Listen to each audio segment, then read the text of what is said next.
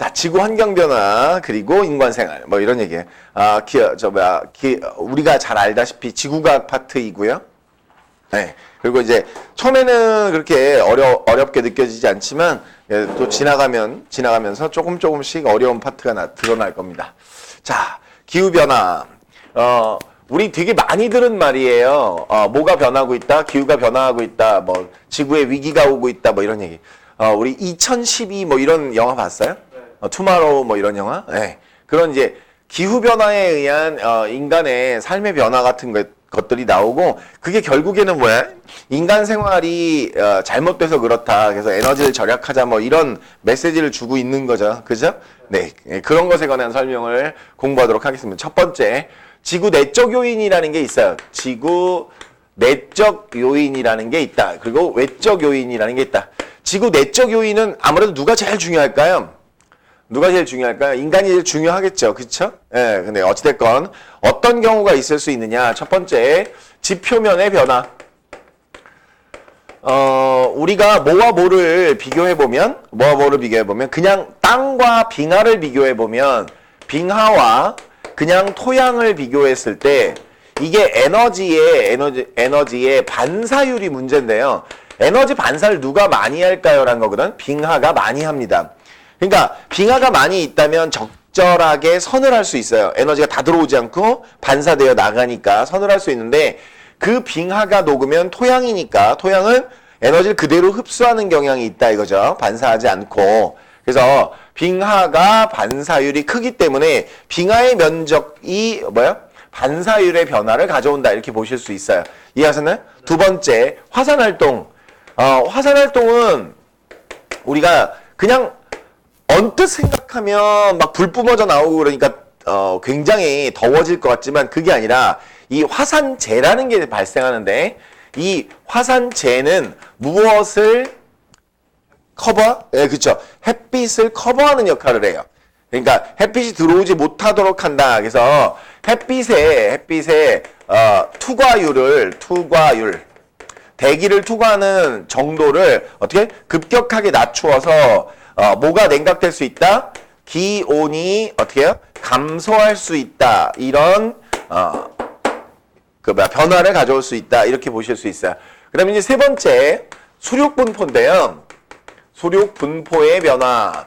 이거는 이제 우리가 인위적으로 하는 건 아니죠. 그러니까 바다와 땅덩어리가 달라지면 이런 얘기지. 근데 이제 우리가 이거에 가장 대표적인 예로 뭘 예를 드냐면, 서울과 강릉 중에 겨울에 어디가 더 따뜻할까요?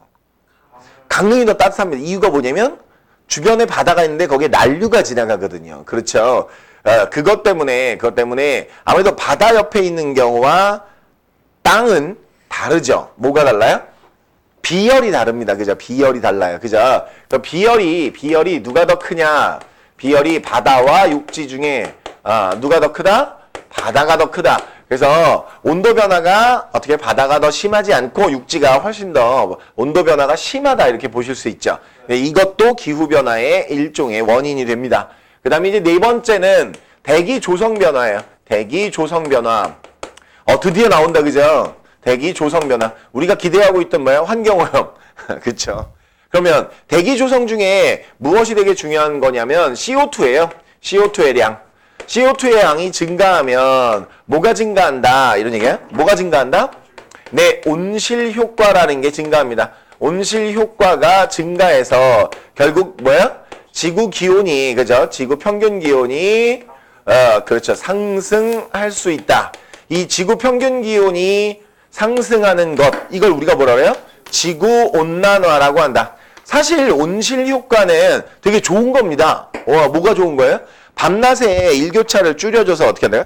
밤낮에 일교차를 줄여줘서 생명체가 잘 살아갈 수 있도록 해주는 거예요. 만약에 모든 지구 땅덩어리가 사막처럼 밤엔 되게 춥고 낮에는 되게 더우면 그만큼 종다양성을 찾기가 어려울 거예요. 그죠? 네, 그것들을 이렇게 바꿔줄 수 있다. 여기까지가 뭐라고요? 지구 내적 요인이라고 보실 수 있습니다.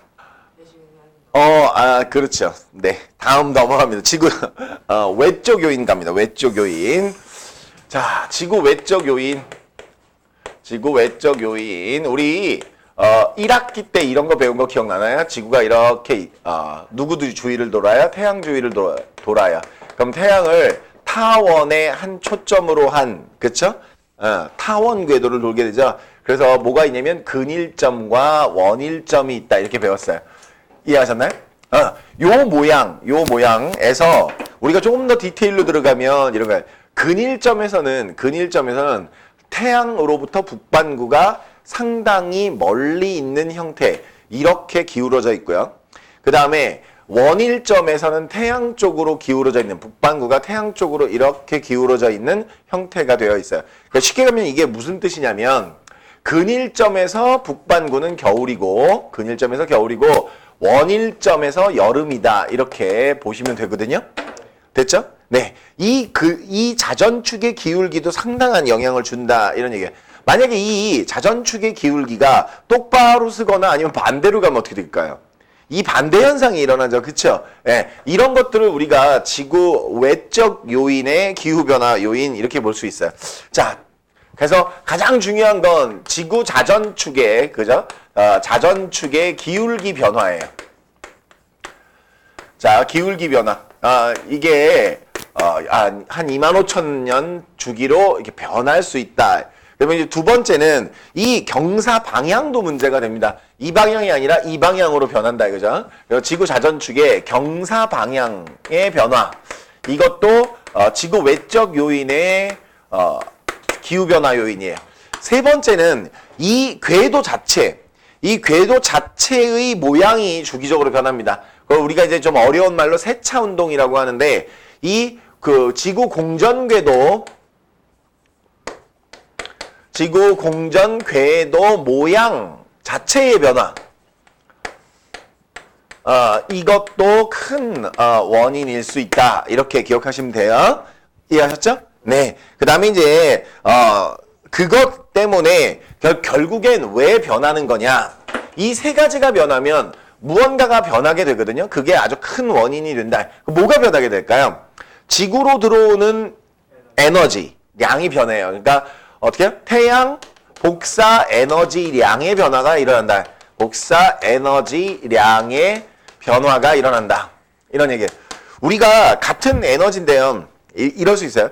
같은 에너지인데 이렇게 수직으로 들어오면 요 면적 안에 100이라는 에너지가 다 들어간다면 이게 비스듬히 들어오면 뭐가 늘어나요? 면적이 늘어나죠. 그러니까 100이 들어왔을 때 아까와 똑같은 크기의 면적 안에는 어떻게 해요? 100보다 적게 들어오죠. 그래서 이걸 우리가 뭐라 그러냐면 지면과 태양빛이 이루는 각도를 우리가 뭐라고 해요? 태양의 고도라고 합니다. 그죠? 이 태양의 고도가 입사량의 변화를 일으킬 수 있어요. 요 세타가 입사량의 변화를 일으킬 수 있다. 그래서 우리 지구에서도 같은 위도라면 모르겠는데 저위도와 고위도에 뭐가 달라지게 되죠? 태양 복사 에너지량 자체가 달라지게 돼요. 그러니까 지구 복사 에너지량은 어느 정도 일정할 수 있는데 들어오는 양이 어떻게 한다고요? 들어오는 양이 저 고도에 따라 달라지게 된다. 그래서 기후변화의 외적 요인들이 자전축의 기울기 변화라든가 경사방향의 변화라든가 지구 공전궤도 모양 자체의 변화.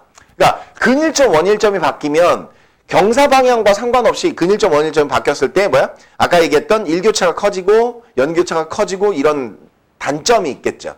이해가셨나요? 오케이.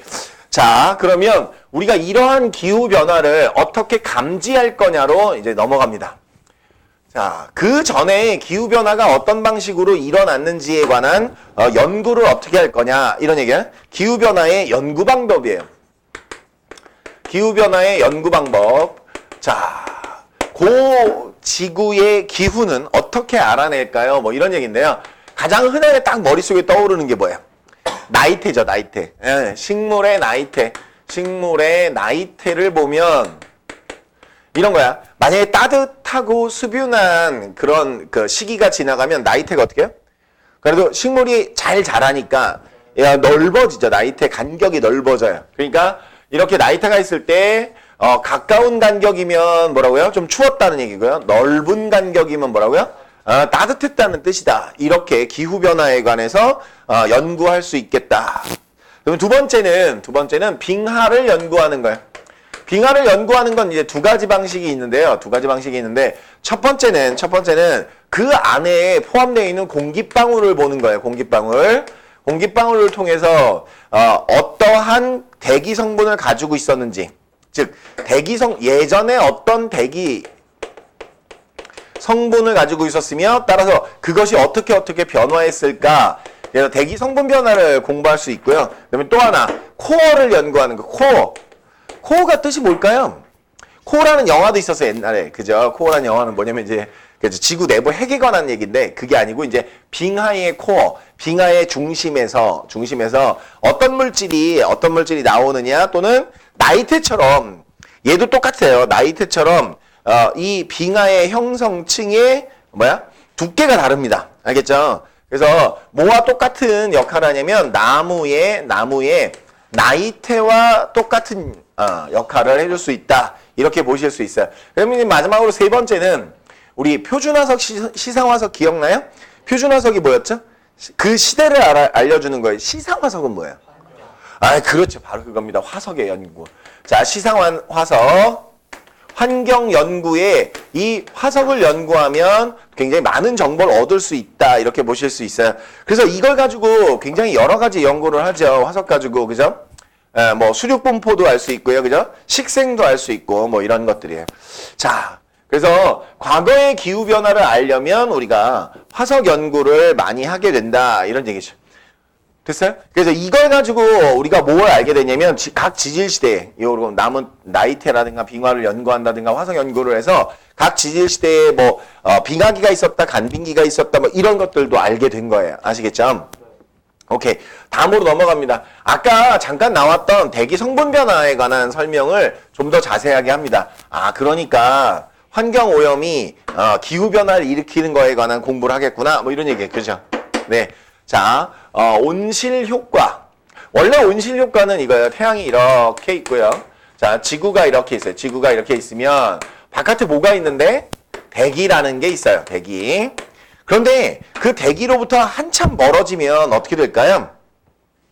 우주 공간에는 이렇게 별이 있으니까 따뜻하긴 한데 그 별로부터 되게 멀어지면 어떻게 돼요? 굉장히 온도가 많이 내려가죠. 그러니까 바깥이 굉장히 차가운 상태이란 말이야. 그런데 이제 지구가 태양 복사 에너지를 받았어요. 그러면 자기가 밤이 되면 이렇게 낮에는 태양 복사 에너지를 받고 있다가 이렇게 자전해서 밤이 되면 어떻게 될까요? 사람 밤이 되면 지구가 이제 지구 복사 에너지를 내놓을 거예요. 지구 복사 에너지를 내놓을 거예요. 정체가 뭘까요? 이 지구 복사 에너지 정체가 뭐겠니? 우리가 태양처럼 막 자외선, 가시광선, 감마선 다 쏘겠니? 아니. 지구는 뭐만 내놓을까요? 아쉽다. 적외선입니다. 열을 내놓는 거예요. 쉽게 얘기하면 그냥 열을 내놓는 거예요. 그러니까 굉장히 차가운 우주 공간으로 열을 내놓을 거예요. 이해하셨죠? 그런데 이게 열을 내놓다 보면 어느 순간 온도가 이럴 수 있어요. 여기가 조금 차고 그 다음에 여기가 따뜻하고 다시 여기가 찬 거죠. 그러면 이 대기에서는 우주 공간도 차지만 이제 땅덩어리도 차졌으니까 어떻게 해요? 다시 땅덩어리 쪽으로도 열이 흐르겠죠. 그렇죠? 이걸 뭐라고 그래? 온실효과라고 해. 온실효과. 그러니까 이런 거예요. 열은 고온의 물체에서 저온의 물체로 무조건 흐르거든요. 근데 이제 대기가 뭐가 됐다고요? 대기가 땅덩어리, 지각보다, 그죠? 땅 표면보다 따뜻해졌으니까 다시 땅 쪽으로 주는 것. 이것만 뭐라고 그런다고요? 온실효과라고 한다. 그러면 이 온실효과는 어떤 기체들이 내놓을 수 있느냐면 H2O 이런 기체, 그 다음에 CO2, 그 다음에 CH4. 요거 이름 뭔지 아세요? 메테인이죠. 메테인. 그 다음에 N2O. 이건 이름이 어려워요. 뭘까요? 일산화 이질소. 이렇게 읽어요. 일산화 이질소. 좀 어렵죠? 네, 일산화. 여기 하나니까 일산화 이질소. 이렇게 읽어요. 네, 이런 거. 그 다음에 CFC. 자, CFC라는 건 이제 혹시 뭔지 알아요? 프레온가스를 얘기합니다. 프레온가스. 네, 프레온 가스도 온실 효과를 잘 일으키는 기체예요. 자, 그 중에 우리가 이제 가장 대표적으로 알 수 있는 요 네 가지, 가장 대표적으로 알 수 있는 요 네 가지가 뭐야? 온실 기체, 즉 지구 온난화의 주범이에요. 온실 기체입니다. 그런데 얘는 분명히 온실 효과를 나타낼 수 있어요. 혹시 비 오기 전에 되게 더운 거 알아요? 네. 그 왜 그런 거냐면 수증기가 많아요. 그러니까 어떻게 해요? 많으니까 철저히 나가는 열을 차단해서 되게 더워지는 거죠. 그런데 물론 다른 일도 있어요. 구름이 만들어지는 과정에서 수증기가 응결하면서 내어놓는 열 때문에 따뜻해지기도 해요. 근데 어찌됐건 온실효과 때문에 분명히 하루 종일 구름에 껴 있었는데 그 다음날 새벽에 별로 춥지 않은 거, 그런 거 이제 온실효과라고 보실 수도 있어요. 자, 그러면 이 H2O는 왜 얘네들하고 따로 취급할까요? 얘는 말이야 규제를 할 방법이 없어요. 그렇잖아. 인간이 내놓는 게 아니고 태양 복사 에너지 때문에 수증기가 어떻게 증발해서 생기는 거잖아요. 이건 어쩔 수가 없어요. 이게 규제 대상이 아니다. 그런데 온실 효과는 가능하다. 규제 대상은 아니다. 온실 효과는 가능하다. 요렇게 기억하시면 좋겠어요. 그래서 요 네 개의 기체는 우리가 규제 대상으로 삼습니다. 그래서 CO2라든가 CH4라든가 N2O라든가 CFC는, 특히 CFC는 아예 사용이 불가능한 기체입니다. 네, 국제협약상으로 사용하지 못하도록 돼 있단 말이야. 네, 이해가셨어요? 왜냐면 얘가 뭘 파괴할 수 있어요? 오존층을 파괴할 수 있기 때문에 사용할 수 없는 기체, 냉매로 사용할 수 없습니다. 알겠죠? 그러면 자, 이런 겁니다. 아시아나 아메리카는 CO2가 주범이라고 하는데요. 얘 CH4에 대해서도 좀 알아두실 필요가 있어요. CH4는 왜 생길까요? 왜 발생할까요? 맞아요. 천연가스가 CH4 메테인이긴 하지만 이게 낙농업을 하면 많이 발생합니다. 그러니까 건초를 쌓아놓고 그게 발효되는 과정이라든가 또는 이 소나 돼지나 이런 이 낙농에 필요한 동물들이 트름을 하거나 방귀를 뀌거나 이럴 수 있어요. 왜 트름하는지는 알죠? 네, 그렇죠. 소화 때문에 트름하고 이러잖아요. 그럴 때 나올 수 있어요. 이해하셨죠? 그러니까 유럽은 CO2도 문제이지만 이 CH4도 되게 큰 문제다. 왜냐면 낙농업 국가가 되게 많아요. 이렇게 얘기한다 이것이. 이해하셨나요? 오케이. 자, 그러면 이게 왜 주목을 받기 시작했느냐? 지구온난화 때문에 문제이다. 그러니까 온실효과는 문제가 아니죠. 하지만 지구온난화는 문제이다. 그럼 지구온난화는 뭐야? 지구온난화는 한마디로 얘기해서 뭘까요? 그렇죠. 지구 연평균 기온이, 그렇죠. 연평균 기온의 상승. 기온의 상승을 가져온다. 그럼 굉장히 많은 부작용이 있다. 그 부작용 중에 하나를 우리가 열심히 배울 거다 이거죠. 자, 그래서 어떤 사람이 이런 걸 했단 말이야. 연도별로 이산화탄소의 양을 조사했더니 이렇게 증가하더라. 그랬더니 어떻게 한다고요? 누구도 같이 증가해요? 기온도 같이 증가한다. 누구의 양과 CO2의 양과 기온의 변화가 거의 일치하더라. 그러니까 결국엔 CO2가 많아지는 건 지구온난화의 주범이다. 이렇게 보실 수 있는 거예요. 그쵸? 네. 자, 다음 페이지 넘어갑니다. 그래서 지구온난화의 원인. 자, 그럼 지구온난화는 어떠한 원인을 갖고 있느냐? 지금 방금 전에 얘기했던 뭐예요? CO2인데. CO2 왜 생겼어요? 그죠? 화석연료를 사용해서 산업혁명 이후 산업이 발달하게 되고 뭐의 증가가? 화석연료 사용량의 증가. 화석연료 사용량의 증가가 일어나서 이 화석연료를 많이 쓰니까 화석연료 연소시 뭐가 생긴다? CXHY거든요. 얘가 O2하고 반응한다. 요 X와 Y는요. 이게 나중에 배우실 거예요. 가장 대표적인 얘가 CH4 이런 거거든요. 됐죠? 자, 이런 애들이 바뀌면 연소되면 CO2와 H2O, 특히 얘가 문제인 거죠? CO2가 발생한다. 얘가 지구온난화를 가져오고 있다라고 얘기할 수 있어요. 그런데 이게 옛날에는 그럼 CO2가 많이 없었을까? 아니면 옛날에도 있었을 거 아니에요? 그럼 옛날에는 어떻게 견뎠을까요? 지금처럼 막 엄청나게 문제가 안 됐을 때는 왜 그랬을까? 누구 때문이에요? 나무가 많아서 그랬던 거예요. 그럼 거꾸로 얘기하면 지구온난화의 원인 중에 화석연료 사용 증가도 있지만 우리가 감당하지 못하게 만든 거야. 지구가 CO2를 감당하지 못하게 만들었어요. 그 녹지를 자꾸 없앴단 말이에요. 왜? 산림을 벌채했다 이거지. 산림을 벌채. 뭐 만들려고? 뭐 경작지를 만들고 도시를 건설하고 공장을 만들고 뭐 이러느냐고 산림 벌채를 했기 때문이다. 그다음에 아까 메테인은 또 어떻게 많이 나온다 그랬죠? 가축의 사육. 그렇죠. 가축의 사육. 낙농업. 낙농업을 하면서 또 많아지게 됐다. 이렇게 보실 수 있어요. 이해하셨나요? 오케이. 자, 그다음에 우리가 또 하나가 이제 뭐가 있냐면 그래서 이러한 원인들에 의해 자꾸 지구온난화가 일어나는데 그러면 이 지구온난화는 어떠한 영향을 끼치느냐? 얘가 또 문제입니다. 첫 번째 가장 중요한 건 뭐냐면 해수면의 상승이에요. 해수면은 왜 상승할까요? 쉽게 얘기하면 물이 많아진 건가? 그렇죠. 열팽창 때문입니다. 자, 뭐의 열팽창? 해수의 열팽창 때문에 그래요. 해수의 양은 엄청난 양이잖아요. 그죠? 지구 70%를 덮고 있잖아. 그 애가 1%만 부피가 증가한다고 생각해봐요. 온도가 올라가서 1%만 증가한다. 어마어마한 양이 증가한 거잖아요. 그래서 해수면이 올라갑니다. 그 다음에 이제 부분적으로 빙하의 해빙. 빙하가 녹는 것. 근데 이제 우리 이런 거 상식적으로 알고 있으면 좋은데요. 얼음이 이렇게 물 위에 떠 있어요. 그런데 이거 녹으면 어떻게 돼요? 똑같아요. 액면 똑같아요. 그러니까 바다 위에 떠 있는 빙하가 문제가 아니야. 그죠? 육지에 있는 빙하가 녹으면 그건 전부 다 뭐의 증가를 가져온다? 해수의 증가를 가져온다. 이렇게 보실 수 있어요. 이해하셨나요? 오케이. 자, 그 다음에 두 번째. 이제 우리가 아주 자세히 배울 거지만 기상이변을 일으킬 수 있어요. 기상이변 중에 가장 대표적인 예가 뭐라고요?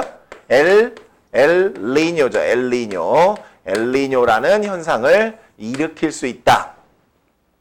기상이변이 일어나면 아무래도 어떤 일이 많이 변화가 될 거냐면 식생이라고 해요. 식생. 생태계 변화가 일어날 거야. 알겠죠? 생태계 변화가 또 일어날 거다. 그 다음에 이제 기후변화에 의한 식생의 변화도 우리가 생각을 하실 수 있어요. 기후변화에 의한 식생, 이게 무슨 말이냐면, 예전에는 제주도 정도에서만 바나나가 이제 재배가 됐단 말이야. 그쵸? 근데 지금은 어떻게 해요? 남해안에서도 충분히 바나나를 재배할 수 있다. 그러면 사과는 원래 온대지방에서 잘 자라는 과일이란 말이야. 그럼 사과의 재배지도 올라가죠.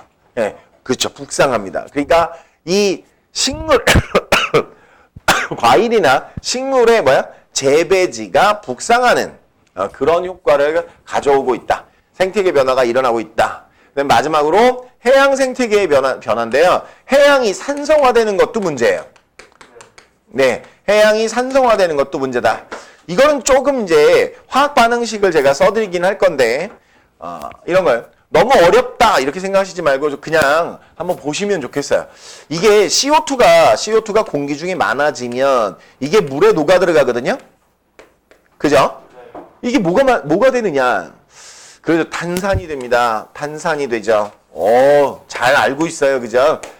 우리가 콜라나 사이다는 결국에 뭐예요? 물에다가 강제적으로 뭐란 거죠? 강제적으로 탄산을, 그죠? 이산화탄소를 집어넣어 탄산을 만든 거잖아요. 그게 탄산음료잖아요. 얘가 어떻게 한다고요? H 플러스 2개와 CO3 E-까지 이렇게 이온화될 수 있어요. 한 번 이온화된 거는 뭐냐면 한 번 이온화된 건 이거예요. H 플러스와 HCO3 마이너스 이렇게. 그러니까 이런 것들이 많아지는데 그 중에 산성화니까 뭐예요? 산성화니까 H 플러스가 중요한 거리다. 이 H 플러스는 또 어떤 문제를 가져와요? 얘가 심각한 문제를 가져오는 게 하나 있어요. 그래서 조개 껍질 뭐 이런 걸 녹일 수 있어요. 그러니까 조개 껍질이 탄산칼슘으로 되어 있는데 얘가 EH 플러스 뭐 이런 거하고 반응하면 어떻게 된다고요? CaE 플러스 이렇게 녹아요. 그러면서 뭐예요? H2O 플러스 CO2. 그래서 이산화탄소 기체가 날아가요. 그러면 결국에 조개 껍질이 약화되거나 그 다음에 난생이 뭔지 알죠? 난생. 알을 낳는 경우 그 알 껍질이 약해지면 부화가 그만큼 덜 되니까 개체수가 줄어들죠. 생물 개체수의 감소를 가져올 수 있어요. 생물 개체수의 감소를 가져올 수 있다. 이렇게 생각하시면 되겠습니다. 아주 귀여운 소리가 났어요. 그죠? 충전기가 충전이 다 되면 저렇게 귀여운 소리를 내는군요. 재밌네. 처음 알았어요. 저거 옆에서 지켜본 적이 없어서. 충전이 다 됐습니다. 이제 저를 사용해 주세요. 뭐 이런 얘기네요. 그쵸? 예. 어떤 에너지 전환이 일어났어요? 전기 에너지가 화학 에너지로 저장이 됐죠, 지금? 예, 과학 선생님들 참 복잡하게 살 것 같아요. 그죠? 그런 거 다 생각하고, 그죠? 막 운전하고 가다가 그 왜 배기가스 배출량 뭐 이런 거 아니면 사거리 같은 데 보면 오늘의 미세먼지 이런 거 나오잖아요. 그러면 이게 다 상상이 간단 말이야. 저런 기체들이 이렇게 많아져가지고 막 이런 상상이 간다고요. 참 어떻게 보면 직업병일 수 있어요. 직업병일 수 있어요. 그리고 이제 그런 거죠. 제가 강의실 이런 거 계획하고 이럴 때 제일 많이 생각하는 거 뭐냐면 이산화탄소 배출, 다른 말로 하면 환기를 제일 많이 생각해요. 이게 냄새 안 나는 게 문제가 아니라 CO2 많이 쌓이면 어떻게 돼요? 졸렵거든요. 예, 머리 아프고 무겁고 그죠? 공부가 잘 안 될 거 아니야. 그죠? 예, 그랬다. 재밌는 거 갖고 다니네요. 작년에 우리 학원 기념일날, 창립 기념일날 애들한테 그거 나눠줬는데. 이거. 예, 이거.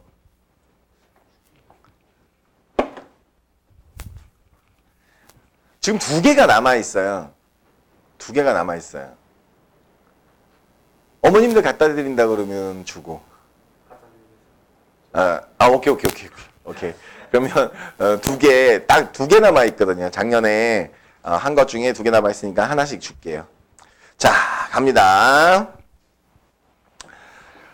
자, 다음으로 넘어가면 한반도의 온난화, 한반도와 지구온난화는 어떤 관계가 있느냐. 아까 이미 대충은 설명을 했어요. 우리가 무슨 기후로 바뀌고 있다? 아열대 기후로 바뀌고 있어요. 그래서 자꾸 아열대 그 식물들이 재배되는 위도가 쭉 이렇게 북상하고 있죠? 이런 것들이 중요하다 이렇게 보실 수 있어요. 자, 갑니다. 그냥 내용 체크하는 식으로 얘기를 할게요. 자, 기후변화의 경향성. 지구온난화의 영향으로 지구 연평균 기온이 상승합니다. 아시겠죠? 근데 대한민국은 이 연평균 기온 상승률, 지구 상승률보다 2배 가까이 기온이 빠르게 상승하고 있다. 그럼 결국에 뭐가 될 거예요? 아열대 기후가 될 거예요. 그죠? 굉장히 짧은 겨울, 긴 여름, 그쵸? 고생스러운 여름, 그 다음에 특히, 나는 그게 제일 안 좋더라고요. 봄, 가을이 사라지는 것 같아서. 봄과 가을이 사라지는 것 같아서 그게 좀 안 좋아요. 이 봄이나 가을을 만끽할 수 있다는 게 대한민국엔 참 복받은 거였는데, 그쵸? 네. 자, 그 다음에 밑으로 내려갑니다. 기후변화로 나타나는 영향. 요거는 이제 체크하셔야 돼요. 하나하나 다 체크하셔야 되는데, 첫 번째 보시겠습니다. 뭐요? 아열대 기후의 확대. 야, 제주도 가서 깜짝 놀랐어요. 아주 어렸을 때 소년체전 때문에 제주도에 간 적이 있어요. 소년체전 참가하느냐고. 운동부였거든요. 초등학교 때. 근데 운동 못한다고 너는 공부해. 그래서 이제 운동을 안 했는데, 그래서 되게 재밌는 얘기 드리면 그 당시에 저희 핸드볼부 코치님이 임형철 코치님이었단 말이야. 근데 이름만 들으면 알아요. 핸드볼 하는 사람들은. 그분이 어떤 분이에요? 우생순이라고 알아요? 우리 생에 가장 행복한 순간?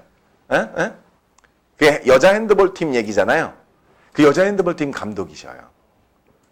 그러니까 가장 먼저 선수 생활을 접고 가장 먼저 코치 생활을 딱 했을 때 그때 제자가 누구야? 여기 계시는 이분이에요. 난 그렇게 대단한 분이신지 몰랐거든. 아니, 그런 얘기는 많이 들었어요. 뭐 국가대표 주장이었고, 막 감독 선생님이 되게 니네 코치 선생님, 좋은 분 오신다고 막, 야, 코치 선생님 오시자마자 우리가 전국대회 우승하거든요. 전국대회 우승했어요. KBS기